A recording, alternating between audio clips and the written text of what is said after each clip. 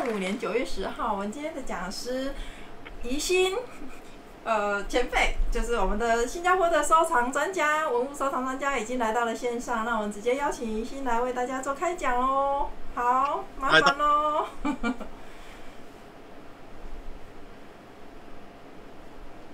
好，宜兴请。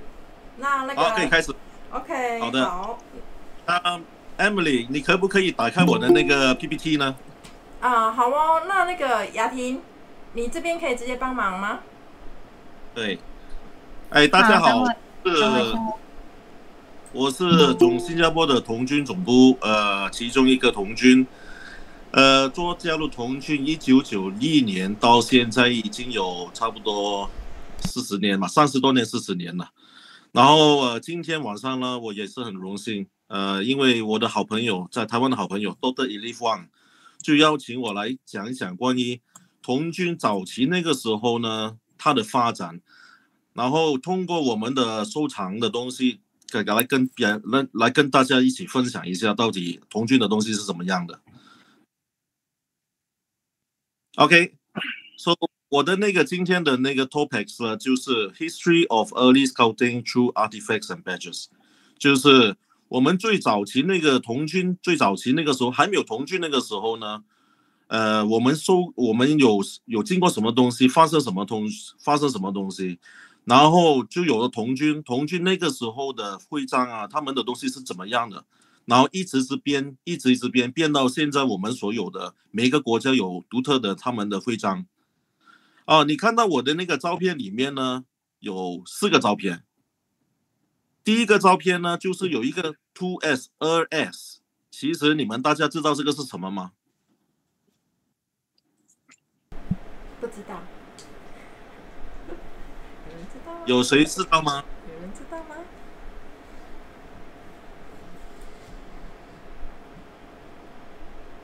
吗？看起来很多人都很害羞，不敢讲。好，这个 2S 2S 这个东西呢，其实是一个钱来的，就是1899年到1900年那个 Siege of Mafeking， 我不知道怎么样来解释 Siege of Mafeking， 就是为什么 Baden-Powell 变成这么有名呢？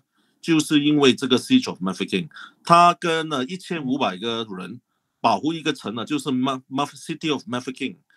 然后呢，就是针对7500更大的那个 boss 的他们的那个军队，他们是 Baden-Powell 是用很多奇奇怪怪的方法，然后就是保护这个城呢，保护差不多1年，所以他就变成在英国里面那个时候呢，他就变成一个英雄了，英国的那个军队的英雄。好，这个钱呢就是 2S。这个是2毛钱了，就是以前这个是真的钱来的。你看，他们有 serial number， 然后有签名，他的那个 chief cashier 都有签名在那个钱那边。OK， 等一下我跟你分享多一点关于这个东西。第2张呢是什么来的呢？大家知道吗 ？OK， 第2张呢就是 Baden-Powell。他很喜欢写信的，因为以前早期那个时候呢，是没有 internet， 没有 email，fax 可能都已经没有，所以那个时候呢，全部是用手写的。他写给谁那个信，全部都是他亲笔写的，然后每一个那个信里面呢，都有他亲笔签名的。好像这个签名他就写 Robert Baden-Powell Chief Scout， 就是代表这个肯定是过了1907年的时候就开始写，他就有写这个信了。然后第3个照片呢，这个是很特别的，谁知道这个是什么吗？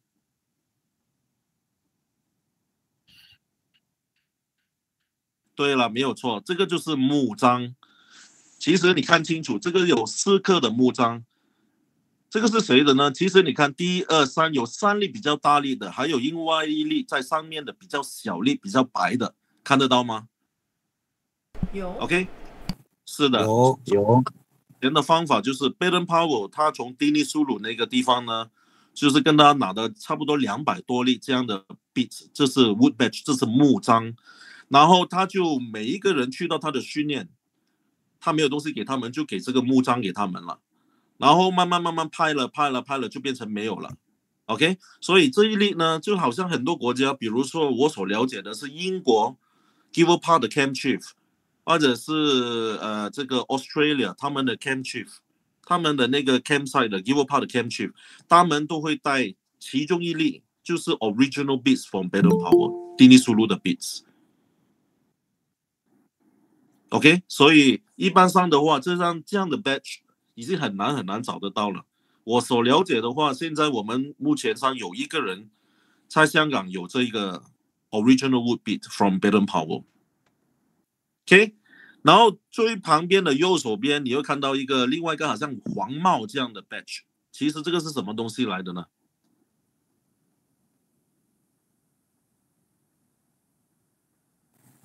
Queen Scout is a Queen Scout。对一半，这个是更早期的，就是还没有 Queen Scout 那个时候呢 ，King George 那个时代就是 King Scout， 这个就是我们所说的皇家童军。OK， 这个是早期的，等一下我会跟你分享一些别的。好 ，Next， 这大概解释我的历史了，就是我是从1991年加入童军，1996年拿到我的那个 King Scout， 我或者是在马来西亚我们叫 Melaka Praja， 然后呢我就加入柔佛童军，去到英国念书，别人是去英国念书，我去英国呢就是 full time scouting， 就是拿到我的那个木章，我的木章是从英国那边考过来的。然后呢，我就回来亚太去到新加坡，因为我妈妈在新加坡。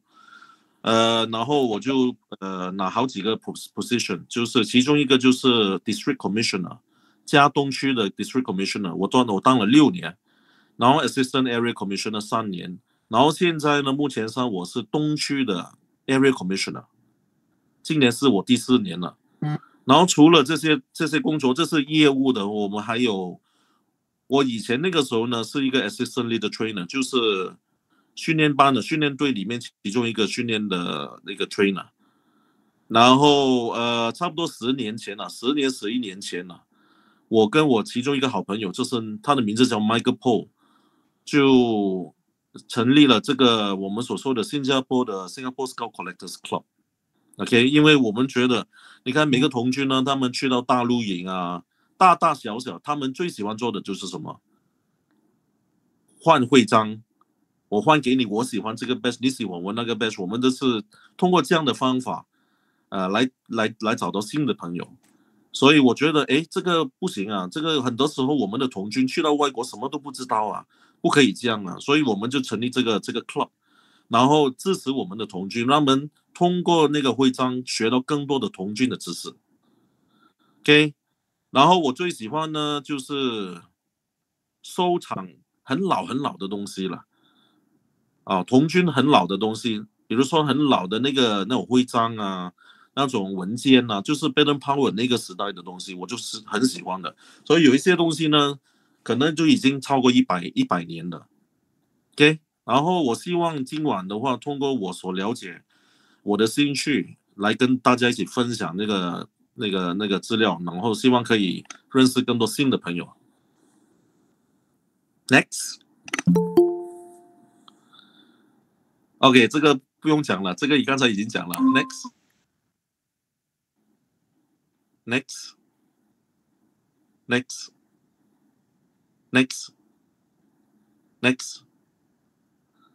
OK， 那这个是最好玩的。大家知道吗 ？Baden Powell 还没有成立这个童军，那个时候他是什么一个人呢？他是当什么的？军官，陆军军官。没有错，他就是一个军官。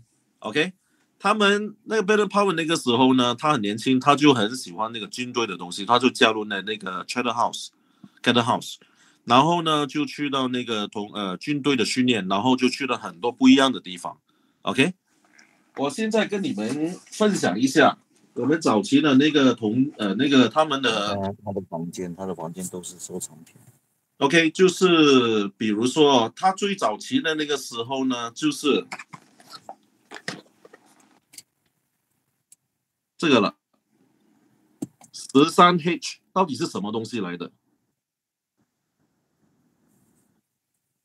？13H 就代表13 Hussars， 他最早期那个时候，他就是加入这个。因为军队里面分了很多不一样的军队的嘛，它其中一个队就是13的 Hussars， 他就是加入这个军队的13H， 然后再过了一段时间呢，他们就加入那个 5th Dragon Guard。5th Dragon Guard 呢就是这个，这些我所给你看到的话都是真的东西来的，就是很早以前的东西来的 ，OK， 然后。他不是因为13 Hussars 或者是 5th Dragon Guard 就变成很有名，不是，他变成很出名就是因为 Siege of Mafeking。OK， 你可以看到里面呢，我有分享一些照片。Siege of Mafeking 呢是10月14号1899年到5月16号1900年。OK。我刚才讲了，他只有1500人 ，Boss 呢就有7500人，足比他多很多人。然后他用很多那种方法，就是 creating dummies、landmines、stake garrison， 他做那种奇奇怪怪的东西，就给他的敌人觉得，哎，哇，他可能不止1500人，可能是更多的人，所以他的敌人就很怕他，哎，因为他不知道他里面到底有多少个人，有多少的。那些东西他们也不知道，而且 Baden-Powell 最出名的话就是通过那个 Captain Smith， 不是 Captain Smith， 还有其中那个就是那个时候的那个 Prime Minister， 他的儿子是他的其中一个警官，他们就 form 了一个我们所说的 Mafeking Cadet Corps。Mafeking Cadet Corps， 你看第二张照片，就是上面的全部的小朋友站起来那个照片呢，就是那个 Mafeking Cadet Corps。他们很厉害的，就是什么呢？就是他们 Baden-Powell 通过他们呢，就是去好像 spy 啊，去做那些比较简单的东西，就是要真正可以拿枪的，就是在那个前线，他们就做后线，好像拿食物啊，给人知道什么发生什么事啊，踩单车去送文件啊，送食品啊，就是那个 Mafeking Cadet Corps。然后过了1900年那个时候呢 ，Baden-Powell 就变成 Hero of Mafeking。在右手边的那个照片呢，其实你看到就是它的那个整个 Mafeking 的地图。其实还有另外一个方法来看这个地图的，就是 Baden-Powell 曾经画这个地图画的好像一个蝴蝶，其实不是。这个蝴蝶里面呢有了全部的资料，但是通过那个小朋友出去。那个 Boss Army 他们看到这个东西，他们不知道这个是什么东西，所以就让他走了。所以就是通过这样的方法，他可以保护这个城啊，保护这个 Siege of Mafeking 这个 Mafeking 的地方，差不多1年。OK， 那打胜仗了，那个时候呢 ，Baden-Powell 就变成一个英雄。OK， 第一个东西呢，就是军队要他做的话，就是成立我们所说的 South African Constabulary， 就是南非的警察，就是但是不是 police， 它是 constabulary，OK， 就是 constabulary 就是管那个地方而已，别的东西他不管的。South African Constabulary 它的那个 badge 呢 ，original badge 好像这样的，你们看到吗？有一个狮子在中间的。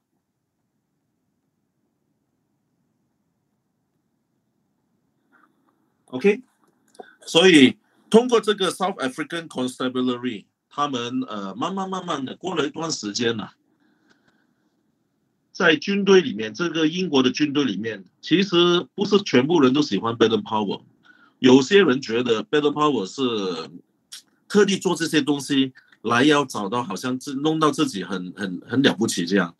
其实有一些人就是这样想的，所以有一些人在军队他的上司不喜欢他，有一些人就很喜欢他。那个时候呢，再多过这几年呢，他有一个他就投放他那个时候呢，就是过了几年呢，有一个朋友，他的名字叫 Captain Smith。Captain Smith 呢，就是我们所说的那个 Boys Brigade 的 founders。就是 Boys Brigade 他们很多时候是针对那个训练啊，这个小朋友到底要怎么样训练他，好像对基督教比较有影响的东西，就是 Ten Commandment 那些东西，所以很多时候就在那个 Boys Brigade。那个时候呢 Baden Powell 也是很高的，他的职位那个时候呢就是Vice President of the Boys Brigade。OK， next page please。OK， 我们收藏什么？刚才我刚刚给你看的右手边右手边有一个四指，这个就是我们所说的 SAC 的那个徽章 South African Constabulary。中间的两个男士的那个 stamp 有两个人，一个是 Baden Powell， 还有另外一个是 Goodyear。Goodyear 是踩单车的一个小朋友来的。Baden Powell 有时候跟他讲，问他，哇，你送信啊，那个信送出去，哇，有子弹飞来飞去，你不怕子弹打到你吗？他就跟 Baden Powell 讲一句话，Baden Powell 你不用怕，子弹没有办法打到我的，因为我踩单车踩很快。所以那种童军的精神就是从这里开始的。刚才我给你看的那个 2S 就是他们以前那个 Siege of Mafeking 里面所用的钱，然后下面有一个 Queen Victoria 的那个徽章，就是那个他们的 medal。中间呢有一个国旗，就是英国的国旗，中间呢一般上的话只会放他们的皇族，就是女皇或者是皇帝或者是这样的人。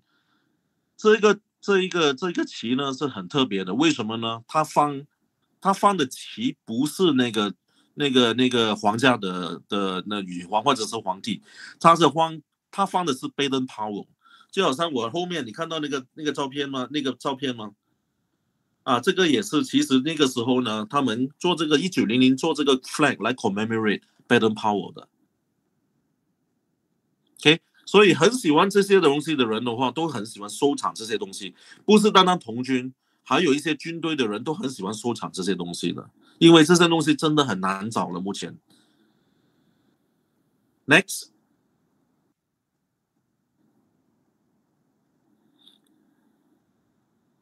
到了一个时间了，就是1901年到1906年那个时候呢。Baden Powell 他就在想，到底我要怎么样呢？我要继续在军队里面呢，还是要做这个童军的东西？因为他开始有一些 idea。他觉得那个 Boys Brigade 里面呢有做很多活动，但是他觉得他可以做更好。他有一些方法，他们学的这是军队里面在印度啊，在非洲，在那个加拿大，他们所学到的东西可以拿回来。他觉得可以训练小朋友变成更有用的人。OK， 然后差不多1906、07年那个时候呢，英国的皇帝King George 就跟那个 Baden Powell 讲，不然你不要再加入童军，不要再在军队里面了。你在军队你打仗只可以赢一个仗，然后就没有什么了。但是如果你主办的你做那个 Boy Scout， 就是训练年轻人的话，可能你的那个贡献会更大，你可以帮到更多的人，更多英国的小朋友。OK， 所以那个时候呢，我们有3个东西。童军为什么会有童军呢？就是 these 3 very important thing。Number 1， a man， 一个人。那个人是谁呢？那个人就是 Lord Baden Powell。OK， 第二点就是一本书。其实它不是一本书，它有6本的。OK， 他每一个月每两个星期他就 publish 一本，好像那个 magazine small little magazine， 6本加起来就变成我们所说的目前的 Scouting for Boys。你们听过吗？这本书每一个童军都要懂这一本书的，因为这本书里面所有的资料就是讲关于 Baden Powell 最早期的那个训练小朋友的 idea。然后这本书呢，它的来源是从哪里呢？到底这本书从哪里出来的呢？就是旁边我们有看到另外一个红色的小红书，你看到吗？那个小红书呢，就是我们所说的 Aids to Scouting for Non-Commissioned Officer 这本书呢 ，Baden-Powell 写来给那个军队的人用的，然后他改成一些 idea， 然后就变成我们目前的 Scouting for Boys。第三就是一个 island， 没有这个岛的话就没有童军了。到底是什么岛呢？ Brownsea Very, very good。这个就是我们说的英国里面的其中一个岛，就是 Brownsea Island。OK，1907年 Experimental Camp，Baden-Powell 带了20个小朋友去到这个岛来训练。很多在那个时候呢，那个小朋友很多那个小朋友呢，都是 Boys Brigade 的小朋友来的，就是他叫那个 Boys Brigade， 还有一些小朋友一起加入一起，然后再做一个训练。而且以前英国的那个时候呢，他们分得很清楚的，有钱的小朋友跟没有钱的小朋友，他们都是分开的。OK， 所以他做这个 camp 呢，就是20个小朋友，他的背景，家里的背景都有很多种类，有钱的也有，没有钱的也有，一般的也有，什么人都有，把他们换起来，分开变成我们所说的 patrol system。OK， 就是一个小队里面，每一个团里面有很多小队，然后一个小队里面呢，他会有他的 patrol leader， 他的 assistant patrol leader， 他的 quartermaster， 他的那个 team member 在里面。所以他们训练在那个 Brownsea Island 训练过后呢，就突然间我们所说的 Baden-Powell accidentally founded Scouting， 其实他没有想过要做这个童军的东西的，就是因为他的 idea 非常的好，他也是英国那边的那个英雄嘛，所以很多小朋友看到很高的，就是哇，这个人很厉害，很了不起，我一定长大了我要好像他怎么样。OK， 所以他写的东西 ，how to form a patrol， how to do this， how to do a foot drill，morning exercise what to do， 所以全部的资料是在那个 Scouting for Boys 里面。然后你突然间整个英国都变成很多 patrol， 到区都有 patrol 了。OK， 但是又有一个问题了，这个小朋友有 patrol， 他们喜欢做童军，但是没有 schema， 没有 program， 没有领袖，没有 leader， 那怎么办？你要做这个童军的话，你没有 leader 的话，就没有人教他们，他们做对做错，他们也不知道。OK， next。所以开始他们 Baden-Powell 就把这些东西全部放在另外一个 association 里面，然后开始做那种我们所说的徽章 Proficiency Badge and Progressive Badge。OK。所以这些资料呢，都是在我们在英国那边呢都知道的，就有一本书，每一年都会有一本书叫 POR Policy Organization and Rules， 就是里面会讲你的 uniform 到底要怎么样来穿，你的 badge 要放在哪里，这个可以放哪里，这个颜色要怎么样，到底要多长，全部东西就在这本书里面的。我们不可以乱穿uniform 的，所以全部东西就在那个 POR 里面。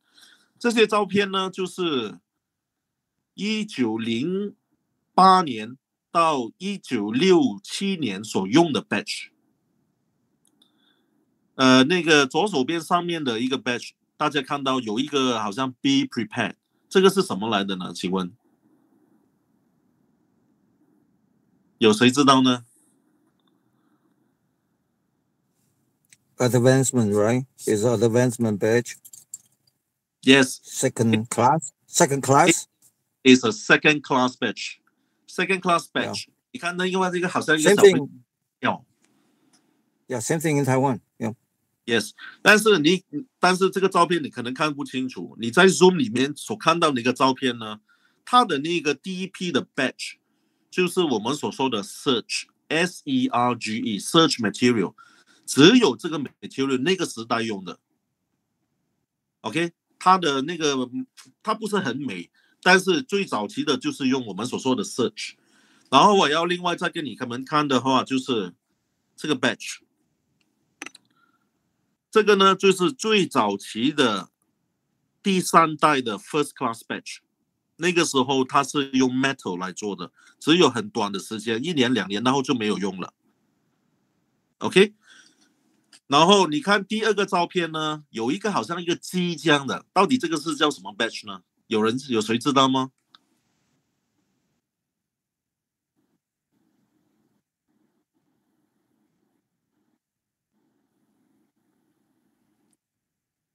这个 batch 的这个名字是你说这是植物章吗？就是小队植物们。不是？哦这个徽章呢，这是 Poultry Man 养鸡。早期那个时候呢，每一个 batch 呢，就是一个 vocational skill 来的。他们每一个 batch 都会学到一些东西的，就是 poultry 怎么样养鸡呀、怎么样来煮，养怎么鸡，讲，对，没有错了。但是你看第一个 batch 跟第二个 batch 呢，它的 material 不一样的。第一个 material 的话，1907、08、09，大概3、4年里面，就是用那个 search 的 material。然后过了那个时代，好像1912年过后，就是用我们所说的 felt material。那个鸡呢，它的 material 就是 felt，F-E-L-T，有一点不一样哦。然后过了一段时间，差不多1920多年那个时候呢，那个徽章呢 felt material 就像那个 Boy Scout， 上面是 Boy， 下面是 Scout。第三个徽章呢，谁知道是什么吗？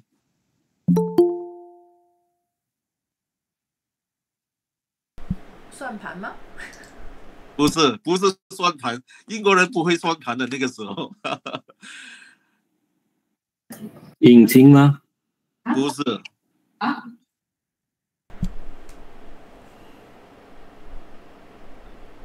这个 batch 呢，其实就是好像我们所说的 cook， 它是煮菜的。好像这个东西呢，就是你把它打开，放一条鱼子里面拿去烤鱼、烤鸡那个东西。烤网。对了，烤网，对了，没有错。OK， 然后这个是第3代的，然后就过了第4代，第4代就很特别，因为那个时候呢，这国家英国有第2战 Second World War， 1942到45年那个时候呢 World War II， 所以很多那个军队的东西，就是很多那个童军的东西，那种做那种 batch 的那个 machine， 都去送到去军队，他们军队要用到，所以童军就没有徽章带了，所以他们就做什么呢？他们就做 printing silk screen， 他们自己来 print 出来。所以你看这个打仗那个时候呢，它的 batch 呢不是车上去的，它是 silk screen 印上去的。OK， 然后你看到第4个 batch， 到底这个 batch 是什么呢？是什么来的呢？游泳。不是，第4个不是第5个，第4个。这是一棵树哦吗，sorry，帐篷 campus Exactly， 这个 campus， 但是你看哦，早期那个时候呢 ，campus 没有那个营的，他们就是你去到森林，你找到什么你就用那个叶子啊，用什么东西来盖出来的。那个时候就是 campus 就是这样的。然后这个 batch 是非常的特别，为什么呢？它的 background 的 color， 它的颜色是深蓝色的。深蓝色是代表什么呢？很多时候深蓝色是给海童军用的。OK， 然后过了这个时代呢，就是我们所说的 ribbon batch。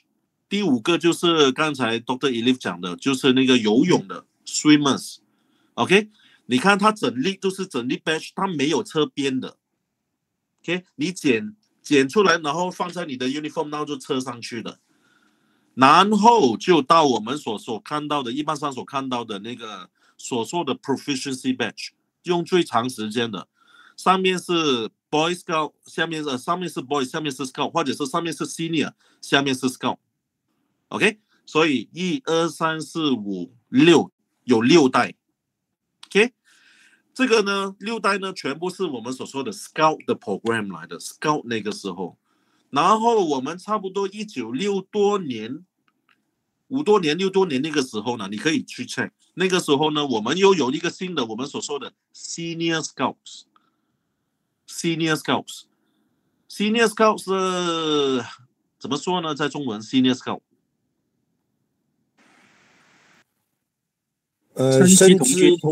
升资童军，我们在台湾叫做行义童军 ，Senior High School。Yes, High School。以前香港就叫先进童军，先进 Senior 嘛，它就叫先进童军。先进童军好，所以先进童军呢，他的时候呢 ，Senior Scout 他的徽章，他的 design 在里面的徽章是跟圆形的 Scout 的一模一样，就是它不是圆形，它是四方形的。这个有3款，第一款是我们所说的 Collective Badge， 第二款是写 Boy Scout， 第3款就是 Senior Scout。在一个照片里面呢，你就看到2种，就是 Boy Scout 跟 Senior Scout 而已。OK。然后再过旁边的话，你会看到有2个我们所说的 epaulette， 就是上面有写一个 B， 一个点，一个 P， 这个到底是什么东西来的？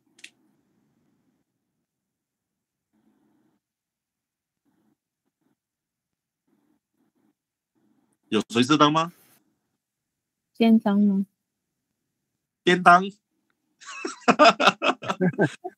不是便当。这个呢，就是我们的那个柔佛童军 Rover Scouts 的最高的那个 badge。OK，Rover Scout 的话，他们是放在那个 epaulette 的，他们没有用 badge 的。OK， 早期那个时候呢，就是它放在肩带上面，没有错了。OK， 这个 BP 是代表 Baden Powell， 上面呢 BP 上面那个帽子，很多人跟我讲这个是不是黄帽？不对的，这个不是英国皇帝用的黄帽，这个是 Baden Powell， 他有一个 Baron Baden Powell of Giwel， 所以他就有另外一种帽子。如果他去见皇帝，他可以戴这种特别的帽子。它里面有分很多种类的，好像1等官、2等、3等、4等 Viscount 啊、Lord 啊，或者是那个 Countess 啊，或者是 Duke 啊，他们不一样的人都有不一样的帽子。Baden Powell 的话的帽子是这样的，所以这个是代表柔佛童军最高的荣誉，就是 BP Award， 我们所说的 BP Award。这里有2款，一个是车上去的，还有另外是铁的。所以左边的那个是铁，那个右手边的是车上去的，铁的可能会比较早期一点。OK， 然后最旁边下面的右手边是什么东西来的？3方形的。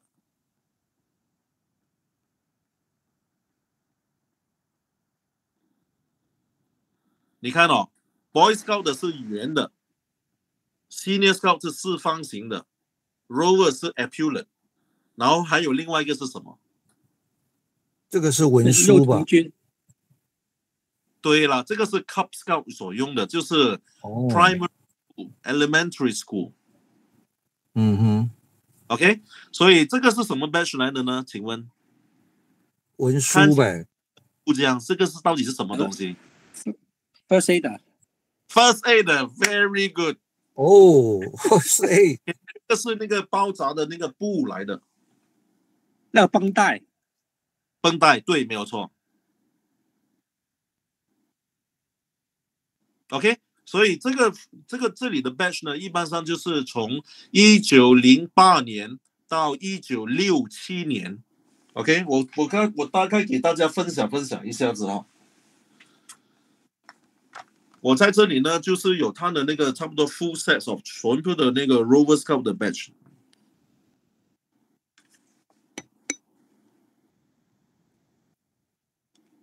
看得不是很清楚，但是你看大概知道我讲的是什么。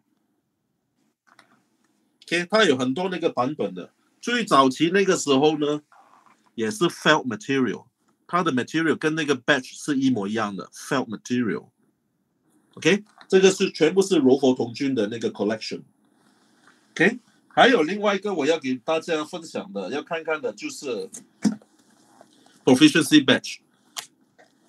这些呢，就是我们所说的 Baden Powell 那个时候所设定的那个 proficiency badge， 它有设定很多啊，其实它每一个 badge 呢，它都有它的那个 scheme。Okay， 有一些呢就是很难找的，比如说比如说这一里，好像有一个雪山这样的。好，这个 batch 呢是非常难找的。这个 batch 它的名字叫 climber， 爬山。OK， 很少有的。然后还有另外一个也是比较难找得到的话，就是这个 batch。这个 batch 呢，就是我们所说的 folk dancer， 就是教他们怎么样来跳舞啊，苏格兰的舞。folk dance 跳舞，这英国里面他们有很多 folk dance 啊，很多不一样的人，他们不一样的地区会有不一样的跳舞什么东西嘛，所以他们就有这个 batch。所以它有非常的多的，这个全部都是他的那个时代的 proficiency batch。Khaki color 代表什么呢？ Khaki color 是 Land Scout。然后呢，我们还有另外一种呢。刚才我讲的，这过了1960多年呢，我们有那个 Senior Scout。Senior Scout 的 batch 呢，第一批呢都是这样的，比较大力的，我们叫它 Collective Version。Collective。OK， 它很有限，只有一页跟2页而已，很少的。所以有时候呢，同一个 design 呢，可以用2个、3个、4个不一样的那个 batch 的 program。所以它会有 1 bar、2 bar、3 bar and 4 bar maximum。就是如果你带这个 batch 再放这个4 bar 的话，你总共带5个不一样的 batch， 因为他们很有限的那个 design， 所以他们就可能有3、4个、4、5个不一样的那个考的东西，但是全部用同一个 batch 来用。OK， 然后这些呢，就是我刚才所讲的 Boy Scout and Senior Scout 的一个4方形 batch。OK，Next，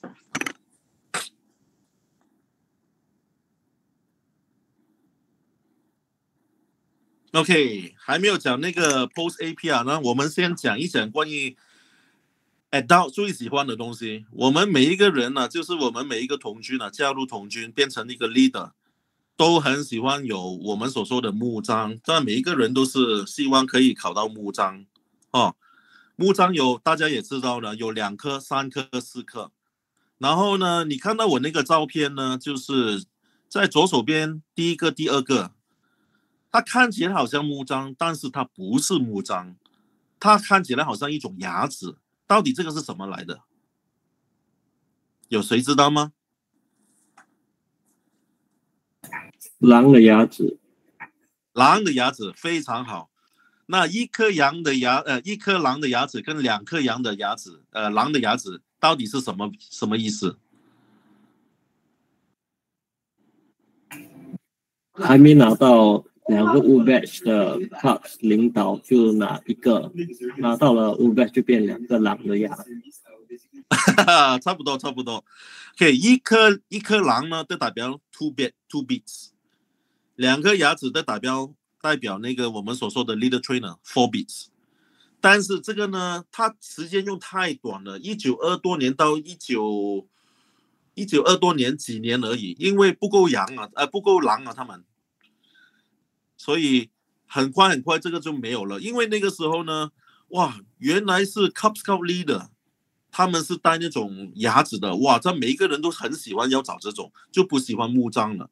但是他们也很快就没有这个牙齿了嘛，所以他们就 face out， 就是没有这个牙齿了。所以全部的童军 Cub Scout 英国的狼都没有牙齿，都被拔光了，都用木章。OK， 然后刚才我所看到的那个分享一下子哈，请问大家知道这个是什么吗？ Baden Powell 也是有带这个的。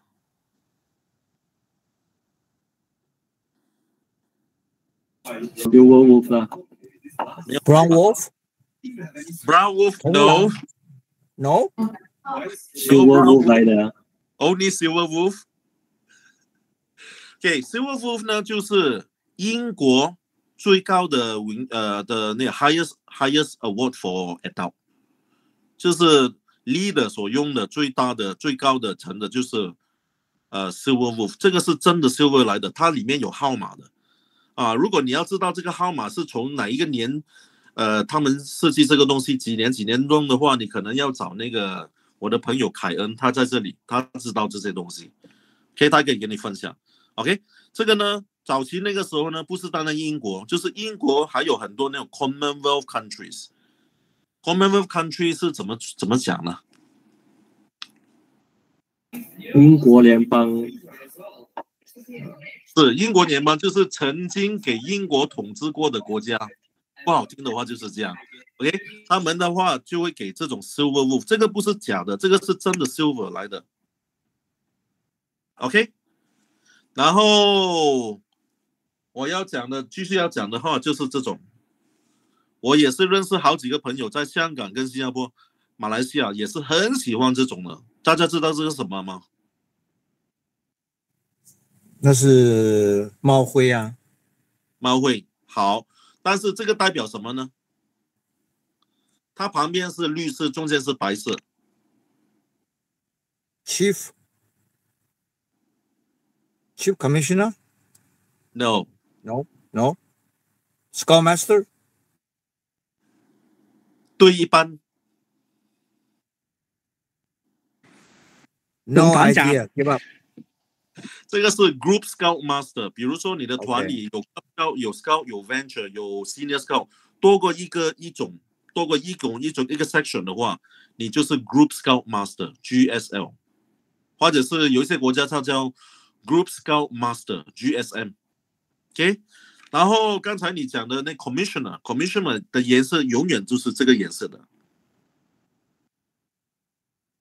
Purple color。OK， 它有不一样的颜色的，你看种种不一样的种类的颜色都不一样的，它每一个 badge 就代表不一样的那个时代，不一样的 position。POR 里面有写的非常的清楚的。然后但是你看我的照片里面呢，哇，那个 plume 是很特别的，有3层的，一层、第2层、第3层，3种不一样的颜色，到底这个是什么来的？这个叫金碧辉煌，金色在下面。越有钱就越有这个。哎，这一个呢，就是我4年前去到 Gilbert Park 那个时候呢，那个 Gilbert Park 的 archivist 拿给我看的，这个是 Baden-Powell 自己用的那个帽子，这个 badge 呢就是 Chief Scout 的 badge 来的。OK。然后上面呢，你会看到一个好像一个纸，好像讲那些 Boy Scout Warrant 是什么意思呢？就是代表，如果我给你 Warrant 呢，如果你是每一个国家，你当童军，你是总部的什么 Commissioner， 一般上的话，你会拿到一个 Warrant 的话，就是国家或者是你的 Chief Scout 或者是政府给你一个 Warrant， 就跟他说，你这个人已经你合法的，你是approve valid to do scouting， 就是可以做童军的东西，就是有这个 warrant。早期那个 warrant 呢，这是 Baden-Powell 自己签名的。OK， 他讲这个是我的 club Baden-Powell Scout， 就是我签名就好了。早期那个时候呢，他一张一张来签的。过了1912年那时候呢，他就没有签了，他就给他的那个 secretary Mrs. Wade 来帮他签的，他的private secretary 帮他签，所以他们的签名都不一样的。你看这个有个 B 有个 P， 就知道这个是 Mrs. Wade 签的。还有，如果他自己签的话，他的字有一点不一样的。OK， 这些东西呢是非常多人要找的，要收藏纸，很多人很喜欢收这些东西，因为它太难找了。啊，差不多这里的地方，全部每一个东西都是最少100年了。OK，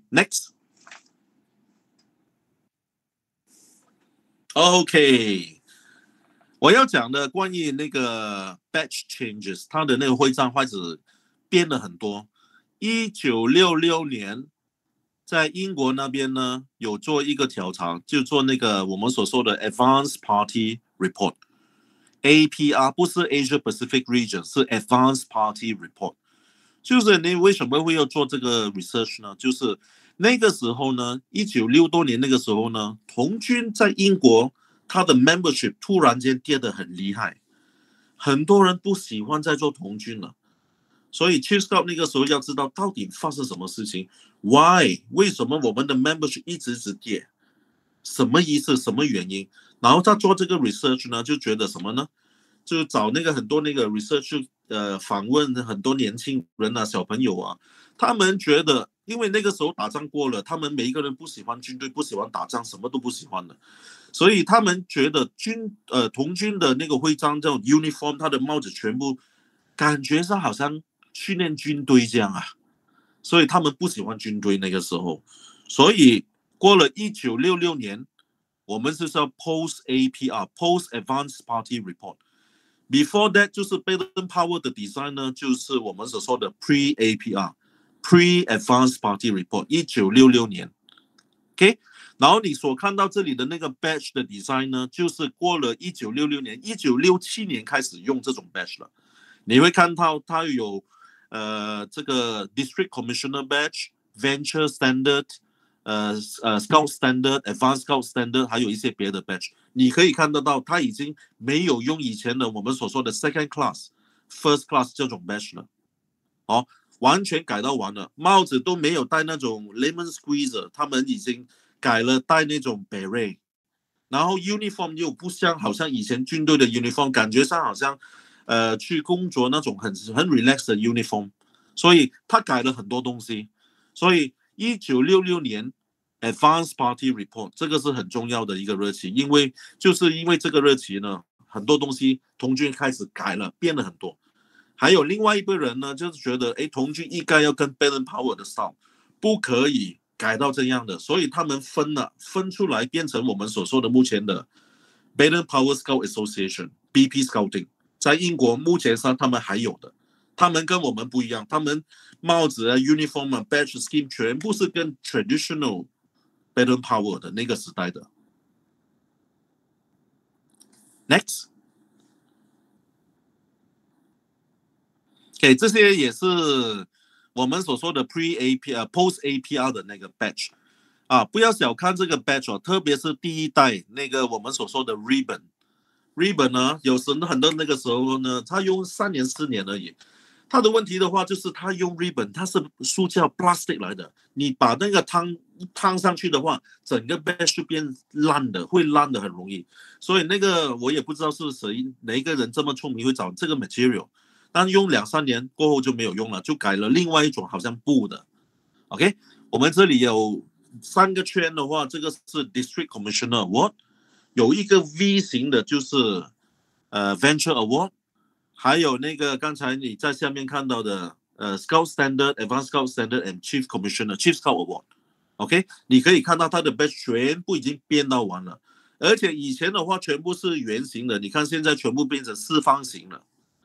除了这个 这个 Cub Scout 的 Cub Scout， 他们有那个 arrow， 他用那个尖来代表这个铜尖、银尖跟金尖来代表他的 award， 就是 Bronze Arrow、Silver Arrow、Gold Arrow and District Commissioner Award， 就是他们最高的。旁边呢还有另外一种这个是很特别的，这种是我们所说的海童军所用的 Coxswain wine。OK， 这种 badge 呢，都是我们所说的 Post APR。如果你是英国的殖民地的话，开始那个时候呢，我们也是跟他的，好像新加坡啊、香港啊，开始那个时候也是跟他的，跟英国那边的。OK， 然后你要看另外一个东西的话，就是可能你看台湾的徽章，台湾的徽章呢，就是跟我们一般上新加坡、马来西亚、香港有点不一样。为什么呢？我们在童军里面呢，有分了2派，一派是跟英国的，另外一派是跟美国的。OK， 我们这个地区呢，因为我们本来就是英国的殖民地嘛，所以以前的话，我们跟的东西就是跟英国的。然后国家好像日本、好像韩国，包括台湾等等，它的 scheme 呢，菲律宾呢，他们是跟美国的 scheme 的，它的 badge 的 system 有一点不一样的，它有这样的 Life Scout 跟 Star Scout 在里面。我们的在英国的 program 是没有这个东西的。OK， next。OK，nationalization of batch scheme 有过了差不多1970多年、8多年了，有一些国家已经独立了，他们不想再用英国的 batch， 因为英国的 batch 呢是针对英国那个时代他们的小朋友的需求来设计出来的。但是对我们好像新加坡啊、马来西亚、香港或者是台湾或是日本，可能这个是不对的，因为我们的国家都已经不一样了嘛，所以你可以看到每一个国家就开始有他自己的 design， 他们自己的 scheme 啊。左手边的你看到那个呢，其实是台湾的童军的徽章来的，你们知道是什么吗？ Senior and Rover。Senior 这个都 Scout and Rover Scout。几年用的呢？你知道吗 ？Dr. Elif， 我用过。你的时代啊？我的时代。6多年吧。1966多年。6多到7几呀，6多到7几呀。7几以后就那个 Senior Scout 下面那个 Square 方的那个后来就停止了。那个百千万那个就停止了是吧？行义 Senior 那个行义后来就停了是吧？对，就变成现在的 program， 现在的 scheme。是的。那我们那个上面是 Rover， 就是松竹梅松竹梅就是我们3个罗浮的这个进程，现在都改成新的那个罗佛最高是什么呢？梅花，就是这个中华民国的国花，所以我们是松树、松竹梅、竹子、松树、竹子、梅花。明白了，就还得代表那个小朋友他的成长，从小然后慢慢变大了是吧？对对对，明白了。好，然后上面呢，你看到那个好像三方形的，下面有一个8的，那个呢最早期用的就是香港。然后呢，我们新加坡也跟住他们用同一个 scheme， 这个我们那个时候就叫 Venture Scout， 从 Senior Scout 变成 Venture Scouts。我拿一下。OK， 然后最中间跟下面的话，你可以看得到，这个是文莱的图，它的 scheme 呢是跟英国一模一样的，但是它的 badge 它的 logo 已经改了，变成他们文莱的那个 design。而且英国的 King Scout Award、Queen Scout Award 他们就改成 Pengangkap Sultan Scout， 就是他们最高荣誉，就是 Top Award 在这个文莱。OK， 然后在有左边呢，右手边呢，你会看到早期那个时候呢 ，First Class、Second Class，Tenderfoot Second Class、First Class， 英国的。然后就变成新加坡的，你看中间会加到一个月亮5个星，就是新加坡的 patch。然后下面的话就是有一个好像月亮14个，好像一个星星，但有14个那个 point。这个呢就是早期马来西亚的。其实这些 badge 呢都是同一个公司做的，就是 Cash， 这个公司的名字叫 Cash， 现在已经没有了，这个公司已经没有在做童军的东西了。但是你可以看到很多国家它的 badge。早期那个时候是跟英国、跟美国，然后慢慢就变成我们是每个国家的 program， 目前的 program。Next， 我大概要讲一讲这个东西，这个很好玩的。我是在我们在新加坡呢，去年我们有举办一个活动，就是给我们所有的 collectors 的一个活动，就是 International Friendship Fiesta。我们是邀请所有很优秀的 collector， 香港啊、台湾啊、马来西亚啊、印尼啊、新加坡啊，很多国家都有来。就是在这个 Collectors Club 的我们的 IFF International Friendship Fiesta， 我认识 Dr. Elif Wang， 第一次见他。他就我不知道了 ，Dr. Elif， 你觉得这样的活动在台湾会很多人去吗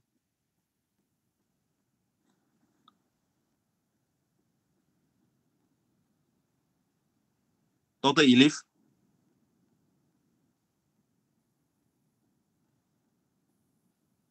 啊，他不在，不用紧的。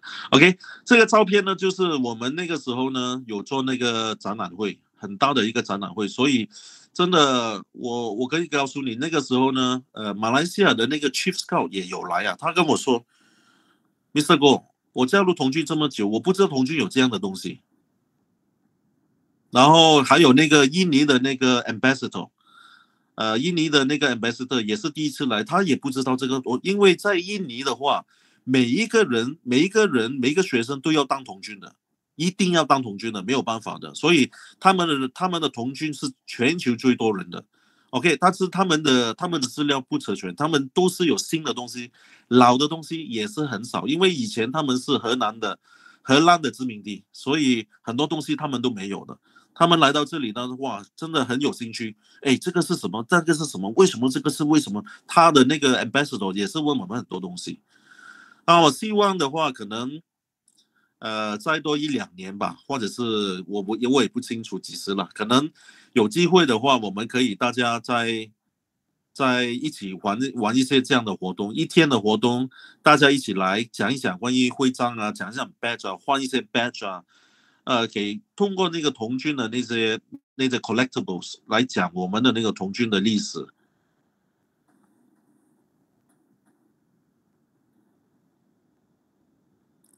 Next，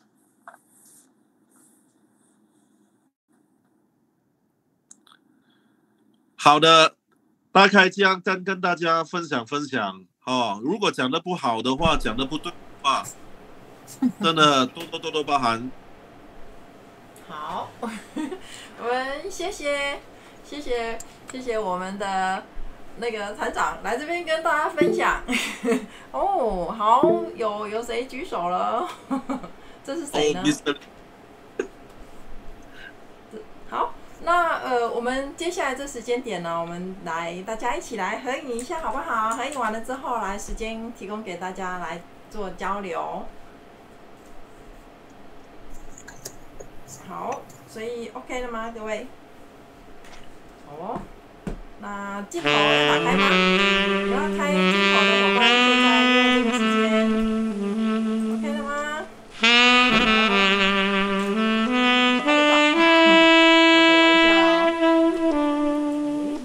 好，3、2、1，OK， 好哦。那我们接下来的时间就是大家自由交流的时间。谢谢观赏贝学院讲座，喜欢请按赞、订阅、分享，请给我们鼓励及支持。